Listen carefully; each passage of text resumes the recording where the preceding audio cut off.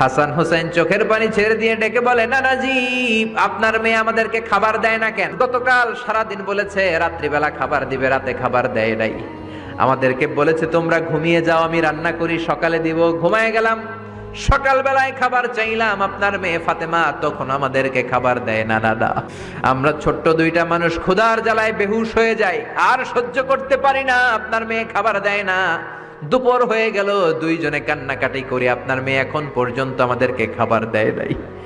আমরা দুজন তো আর সহ্য করতে পারি না, কেন আপনার মেয়ে আমাদের সাথে এমন করে? আপনার কাছে বিচার দিলাম, আপনি বিচার করেন। বিশ্বনবী আর কি বিচার করবেন? ডেকে বললেন, হাসান রে কাছে আয়।